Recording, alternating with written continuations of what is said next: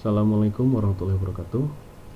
Kali ini saya akan membahas pelajaran PPKN kelas 9 dengan bantuan dari buku sumber penerbit Erlangga. Apa yang akan kita bahas? Mari kita simak berikut ini.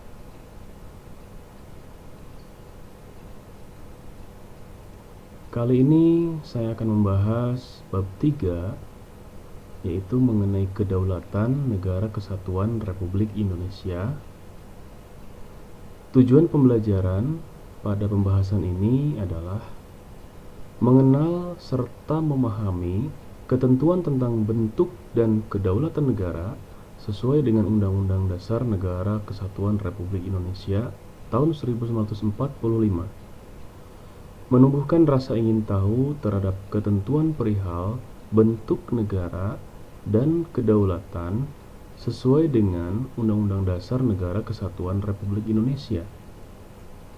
Memahami berbagai prinsip kedaulatan sesuai Undang-Undang Dasar Negara Kesatuan Republik Indonesia. Kemudian tujuan yang terakhir adalah memahami dinamika perwujudan kedaulatan Negara Kesatuan Republik Indonesia.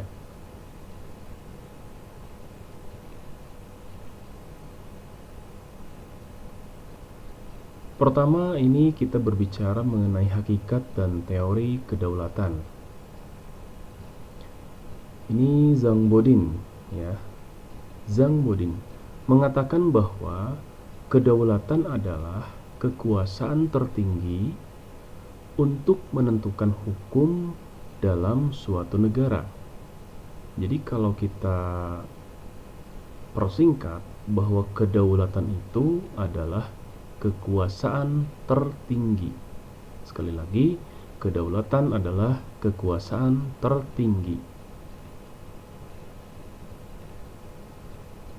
Kemudian, negara memiliki kekuasaan tertinggi untuk memaksa semua penduduknya agar menaati undang-undang serta peraturan-peraturan.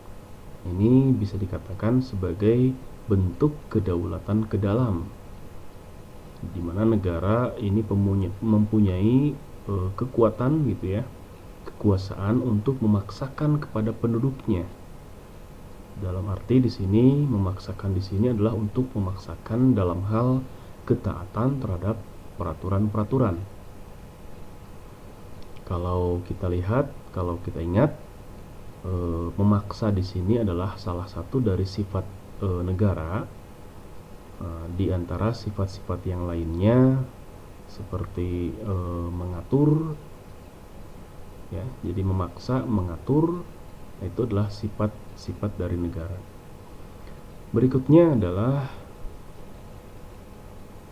hakikat dan teori kedaulatan mengenai adapun kedaulatan ke dalam Indonesia. Jadi bentuk kedaulatan ke dalam bagi negara Indonesia termuat dalam Undang-Undang Dasar Negara Republik Indonesia tahun 1945, antara lain sebagai berikut: melindungi segenap bangsa Indonesia dan seluruh tumpah darah Indonesia, memajukan kesejahteraan umum, dan mencerdaskan kehidupan bangsa.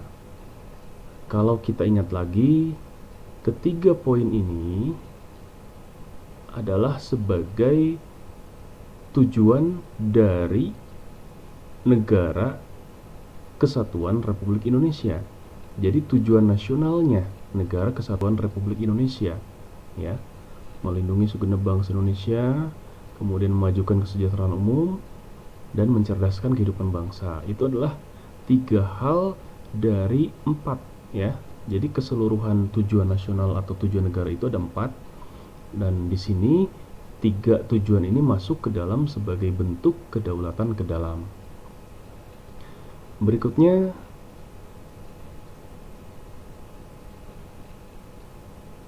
selain itu, negara juga mempertahankan kemerdekaannya terhadap serangan-serangan dari negara lain. Nah, ini termasuk sebagai bentuk kedaulatan keluar, ya, external sovereignty. Nah, jadi bentuk kedaulatan keluar ini bisa dikatakan negara mempunyai kekuatan untuk mempertahankan kemerdekaan, juga mempunyai kekuatan untuk bisa dihormati oleh negara-negara yang lain, diakui keberadaannya sebagai sebuah negara. Ini adalah bentuk kedaulatan keluar.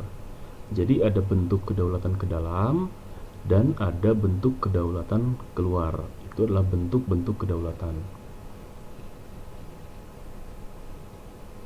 Kemudian bentuk kedaulatan keluar lainnya yang terdapat di dalam Undang-Undang Dasar Negara Republik Indonesia tahun 1945 antara lain ikut serta dalam perdamaian dunia yang berdasarkan kemerdekaan, perdamaian abadi, dan keadilan sosial. Nah, ini adalah yang poin pertama ini adalah sebagai tujuan nasional dari negara Republik Indonesia. Kemudian bentuk kedaulatan keluar lainnya yang ada di dalam Undang-Undang Dasar adalah Presiden dengan persetujuan DPR bisa menyatakan perang, membuat perdamaian, dan perjanjian dengan negara-negara lain. Kemudian Presiden mengangkat duta dan konsul. Itu adalah bentuk kedaulatan keluar yang terdapat di dalam Undang-Undang Dasar Negara Republik Indonesia. Kemudian kedaulatan mempunyai sejumlah sifat. Di sini adalah sifat-sifat pokok gitu ya, sifat utama, yaitu asli, permanen, tunggal, dan tidak terbatas. Jadi kedaulatan mempunyai sifat pokok yaitu asli, permanen, tunggal, dan tidak terbatas.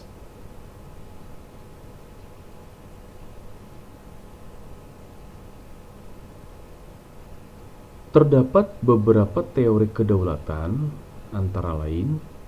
Jadi ini adalah teori-teori kedaulatan yang secara umum ada di dunia, yaitu ada teori kedaulatan Tuhan, teori kedaulatan raja, teori kedaulatan negara, teori kedaulatan hukum, dan teori kedaulatan rakyat. Apa saja ini pembahasannya dari setiap teori-teori ini? Tentu saya di sini akan membahas secara singkat saja dari kelima teori kedaulatan ini.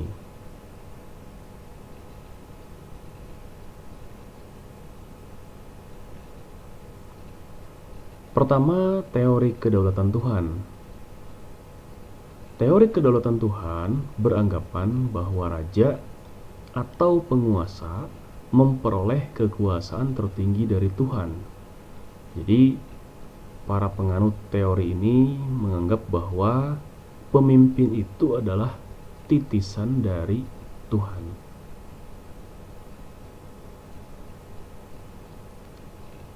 Kemudian mengenai teori kedaulatan raja. Selama abad pertengahan, teori kedaulatan Tuhan berkembang menjadi teori kedaulatan raja.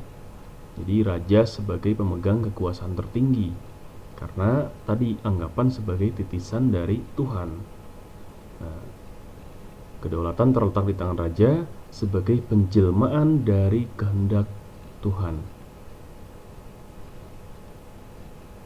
Berikutnya ada teori kedaulatan negara. Kekuasaan pemerintah bersumber dari kedaulatan negara. Negara dianggap sebagai sumber kedaulatan yang memiliki kekuasaan tidak terbatas. Negaralah yang menciptakan hukum. Ini menurut teori kedaulatan negara. Kemudian teori kedaulatan hukum. Berdasarkan teori kedaulatan hukum, kekuasaan hukum merupakan kekuasaan tertinggi di dalam negara. Kekuasaan pemerintah berasal dari hukum yang berlaku. Jadi pemerintah sekalipun memegang kekuasaan, tetapi tidak bisa bertindak di luar hukum. Jadi pemerintah taat terhadap hukum. Kemudian teori kedaulatan rakyat. Berdasarkan teori kedaulatan rakyat, rakyat sebagai pemegang kekuasaan tertinggi memberikan sebagian hak-haknya kepada penguasa untuk kepentingan bersama. Jadi teori kedaulatan rakyat di sini adalah rakyat sebagai pemegang kekuasaan tertinggi, namun dalam menjalankan kekuasaannya dilaksanakan melalui sistem perwakilan. Rakyat memberikan mandat kepada orang-orang yang terpilih untuk menjadi wakil rakyat. Nah, menurut kalian, menurut para penyimak dari tayangan ini, Indonesia menganut teori kedaulatan mana? Silahkan dikaji, dipelajari, dan temukan jawabannya. Terima kasih. Demikian pembahasan mengenai hakikat dan teori kedaulatan. Simak lagi, nantikan lagi tayangan berikutnya. Wassalamualaikum warahmatullahi wabarakatuh.